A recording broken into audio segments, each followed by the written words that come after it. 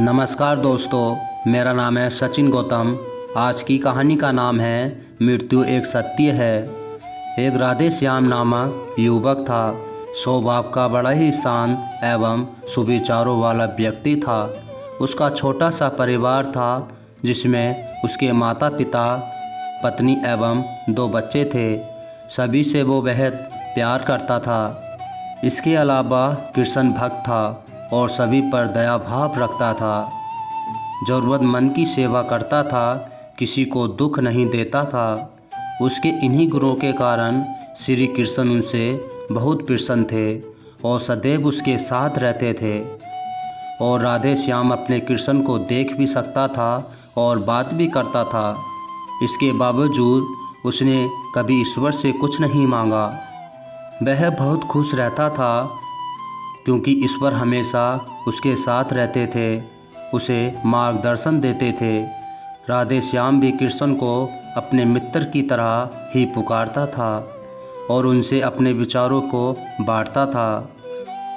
एक दिन राधे श्याम के पिता की तबीयत अचानक खराब हो गई। उन्होंने अस्पताल में भर्ती किया गया।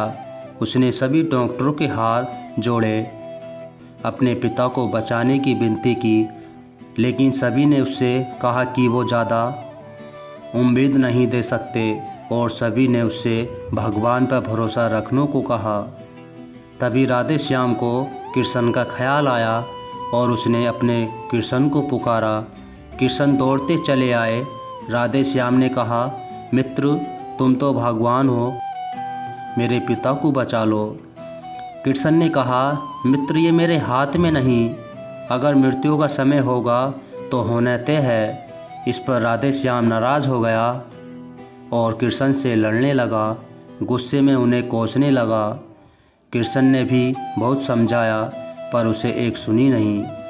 तब भगवान कृष्ण ने उससे कहा, मित्र, मैं तुम्हारी मदद कर सकता हूँ, लेकिन इसके लिए तुम्हें एक कार्य करना होगा।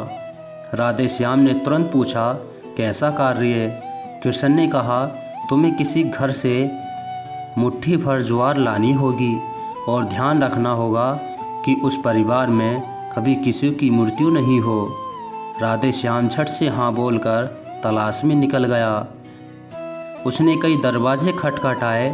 हर घर में ज्वार तो होती है, लेकिन ऐसा कोई नहीं होता जिसके परिवार में किसी की मृत्यु न हुई हो। किसी के पिता, किसी की दादा, किसी का भाई, माँ, काकिया, बहन। 2 दिन तक भटकने के बाद भी राधे श्याम को ऐसा भी घर नहीं मिला। तब उसे इस बात का एहसास हुआ कि मृत्यु एक अटल सत्य है। इसका सामना सभी को करना होता है, इससे कोई नहीं भाग सकता। और वो अपने व्यवहारों के लिए कृष्ण से क्षमा मांगता है और निर्णय लेता है जब तक उसके पिता जीवित हैं उनकी सेवा करेगा। थोड़े दिनों बाद राधे श्याम के पिता स्वर्ग सिधार जाते हैं। उसे दुख तो होता है, लेकिन ईश्वर की दी उस सीख के कारण उसका मन शांत रहता है। तो दोस्तों, आपको हमारी कहानी अच्छी लगी हो तो प्लीज़ लाइक और कमेंट और सब्सक्राइब करना ना भूलना। मिलते हैं आपको अगली वीडियो में। जब तक के लिए नमस्कार।